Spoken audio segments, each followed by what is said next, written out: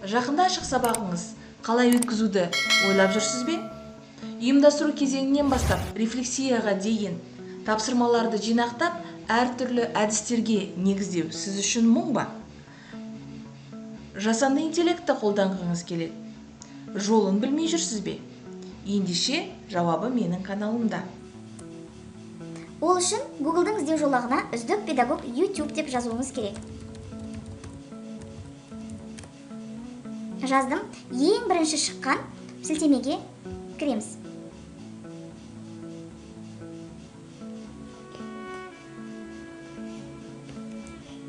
Күтейік. Мінекей дайын болды. Менің мына арнам.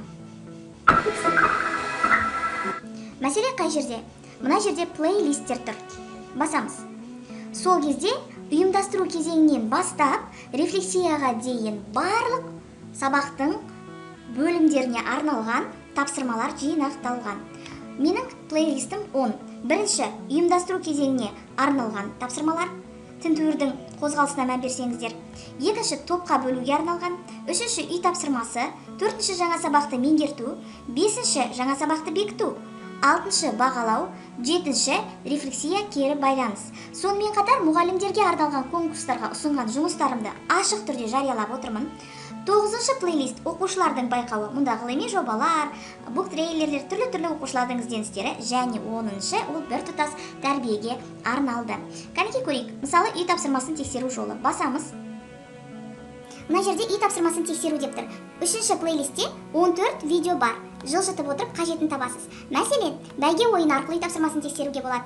Бекіту, топқа бөлу, үй тапсырмасын тексеру, ұйымдастыру кезеңіне арналған платформа. Платформа топтық тапсырмаларды өзі дайындайды сабағы. Педагогия, үй тапсырмасын тексерудің жаңа жолы.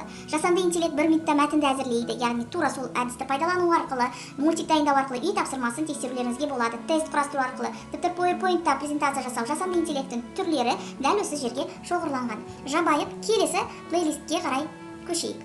Мәселен, мынаны жауып тастайық. Жаңа сабақты меңгерту. Ал кірдік.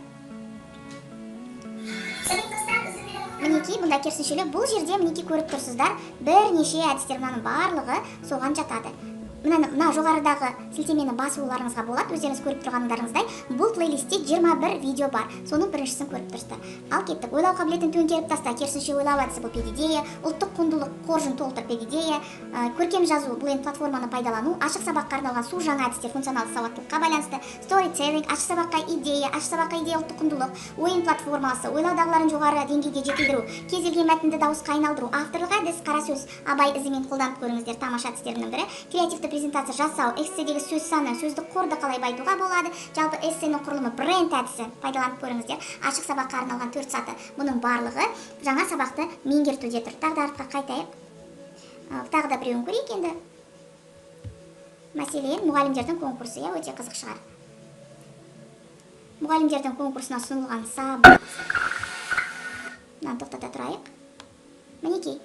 Жас маманның креативті түрде өзін-өзі презентациялауы, бас жүлде әперген өзін-өзі презентациялау, ұстаз ұлы тұлға деген тақырыптағы видеороликтер, ауыл мектебінен үздікке шыққан Қазақстан Республикасының үздік педагогымен сұхбат, республикалық үздік сынып жетекші байқауы, 7 секундта қымыжы дайындайтын платформа, шеберлік сынып қалай өту керек, ғылыми мақала қалай жазылу керек, педагогикалық идеялар фестивалінде орын алған жұмыс, үздік педагог конкурсына ұсынылған ашық сабақ, педагогикалық философия, яғни сынға түскен эссе, авторлық бағдарламалар, ашық сабақ үлгісі, әдебиеттен барлық шығарма талданған жинақ, оқу сауаттылығына дайындаудың 10 жолы, ықшам сабақ қалай құрылу керек, премия қай кезде берілді, менің жүрегімдегі мектеп, республикалық ең үздік авторлық бағдарламаға ұсынылған авторлық бағдарлама қалай қорғалды, әдістемелік құрал қалай жазылу керек.